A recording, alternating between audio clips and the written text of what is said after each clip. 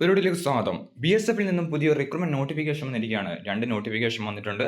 നമുക്ക് വന്നിരിക്കുന്ന നോട്ടിഫിക്കേഷന്റെ complete details നോക്കാം. ഒന്നാമതായിട്ട് ഹെഡ് കോൺസ്റ്റബിൾ, കോൺസ്റ്റബിൾ തുടങ്ങിയ തസ്തികയിലേക്കാണ് വിളിച്ചിരിക്കുന്നത്. ഇതുകൂടെ അസിസ്റ്റന്റ് സബ് ഇൻസ്പെക്ടർ വിളിച്ചിട്ടുണ്ട് എയർ വിങ്ങിലേക്ക്. ഹെഡ് കോൺസ്റ്റബിൾ പ്ലംബർ ഒരു വേക്കൻസി ഉള്ളത്. ഹെഡ് കോൺസ്റ്റബിൾ കാർപ്പൻറ്റർ ഒരു vacancy. Constable general operator 13 vacancy ഉണ്ട്. കോൺസ്റ്റബിൾ ജനറൽ മെക്കാനിക് 14 വേക്കൻസി ഉണ്ട്. കോൺസ്റ്റബിൾ ലൈമാൻ 9 വേക്കൻസിയാണ് റിപ്പോർട്ട് ചെയ്തിരിക്കുന്നത്. BSF സൈറ്റ് വഴിയാണ് ഈ റിക്രൂട്ട്മെന്റിലേക്ക് അപേക്ഷിക്കാൻ സാധിക്കുന്നത്. ഏജ് ലിമിറ്റ് പറഞ്ഞിരിക്കുന്നത് 18 മുതൽ 25 വയസ്സ് വരെയാണ്. ഈ ഏജിൽ നിന്നും 3 വയസ്സിൽ OBCക്കും 28 വയസ്സിൽ OBCക്കും 30 വയസ്സ് വരെ SC/ST കാൻഡിഡേറ്റ്സിനും ഈ റിക്രൂട്ട്മെന്റിൽ അപേക്ഷിക്കാൻ സാധിക്കുന്നതാണ്. അപേക്ഷിക്കാൻ ഫീസ് ഉണ്ടായിരിക്കുന്നതാണ്. അവസാന തീയതിയായിട്ട് പറഞ്ഞിരിക്കുന്നത് ഏപ്രിൽ 15 വരെ നമുക്ക് ഓൺലൈനായിട്ട് അപേക്ഷിക്കാൻ സാധിക്കുന്നതാണ്. എഡ്യൂക്കേഷൻ ക്വാളിഫിക്കേഷൻ ഹെഡ് കോൺസ്റ്റബിൾ പ്ലംബറിലേക്ക് 10ാം ക്ലാസ്സിന് അടിസ്ഥാന ക്വാളിഫിക്കേഷൻ കൂടാതെ ITI ഉണ്ടായിരിക്കണം എന്ന് പറഞ്ഞിട്ടുണ്ട്. കാർപ്പൻറ്ററിലേക്കും സെയിം ക്വാളിഫിക്കേഷൻ ആണ്. കോൺസ്റ്റബിൾ ജനറേറ്റർ ഓപ്പറേറ്ററിലേക്ക് ഇലക്ട്രീഷ്യൻ അല്ലെങ്കിൽ വയർമാൻ അല്ലെങ്കിൽ ഡീസൽ ഉള്ള ITI ആണ് ചോദിച്ചിരിക്കുന്നത്. കോൺസ്റ്റബിൾ ജനറേറ്റർ മെക്കാനിക്കിലേക്കും 10ാം ക്ലാസ്സിന് അടിസ്ഥാന ക്വാളിഫിക്കേഷൻ കൂടാതെ ITI ഉണ്ടായിരിക്കേണ്ടതാണ്, ഡീസൽ അല്ലെങ്കിൽ മോട്ടോർ മെക്കാനിക്കൽ. കോൺസ്റ്റബിൾ ലൈമാനിലേക്ക് ഇലക്ട്രിക്കൽ വയർമാൻ ഓർ ലൈമാൻ്റെ ആണ് ചോദിച്ചിരിക്കുന്നത്. 3 വർഷത്തെ എക്സ്പീരിയൻസും ഈ ട്രേഡിൽ നിർബന്ധമായിട്ട് ഉണ്ടായിരിക്കണം എന്ന് പറഞ്ഞിട്ടുണ്ട്.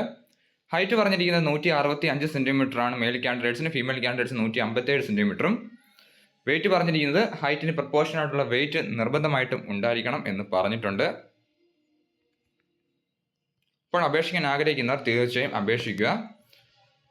മാത്രമല്ല നമുക്ക് അടുത്ത നോട്ടിഫിക്കേഷൻ നോക്കാം. അടുത്ത BSF എയർ വിങ്ങിലേക്കുള്ള നോട്ടിഫിക്കേഷനാണ്. ഒന്നാമത് അസിസ്റ്റന്റ് എയർക്രാഫ്റ്റ് മെക്കാനിക്കാണ്. ASI തസ്തികയാണ്.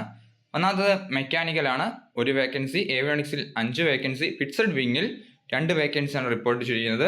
അടുത്ത assistant radio mechanic assistant sub inspector ആണ്. ഏവിയോണിക്സിൽ 2 വേക്കൻസി. റേഡിയോയിലേക്ക് 1 വേക്കൻസി. ഏവിയോണിക്സ് ALHലേക്ക് 8 വേക്കൻസിയാണ് റിപ്പോർട്ട് ചെയ്തിരിക്കുന്നത്. അടുത്ത കോൺസ്റ്റബിൾ സ്റ്റോർമാൻ ആണ്, 3 വേക്കൻസി ഉണ്ട്. അങ്ങനെ ഈ നോട്ടിഫിക്കേഷനിലേക്ക് 22 വേക്കൻസിയാണ് റിപ്പോർട്ട് ചെയ്തിരിക്കുന്നത്.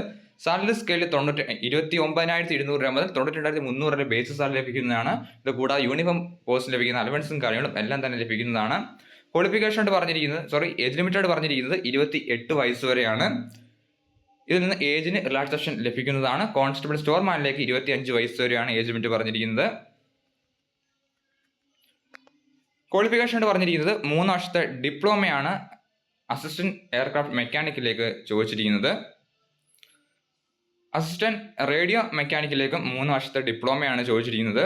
കോൺസ്റ്റബിൾ സ്റ്റോർമാനിലേക്ക് 10ാം ക്ലാസ് പാസ്സായിരിക്കുക, സയൻസ് സബ്ജക്റ്റ് ആയിട്ട് നിർബന്ധമായിട്ടും പഠിച്ചിരിക്കണം എന്ന് പറഞ്ഞിട്ടുണ്ട്. 2 വർഷത്തെ എക്സ്പീരിയൻസ് ചോദിക്കുന്നുണ്ട്. കൂടാതെ നോളജ് ഉണ്ടായിരിക്കണം എന്ന് പറഞ്ഞിട്ടുണ്ട്. കമ്പ്യൂട്ടറിൽ നോളജ് ഉണ്ടായിരിക്കണം എന്ന് പറഞ്ഞിട്ടുണ്ട്. 165 സെൻറ്റിമീറ്റർ ആണ് ഹൈറ്റ് ആയിട്ട് പറഞ്ഞിരിക്കുന്നത്.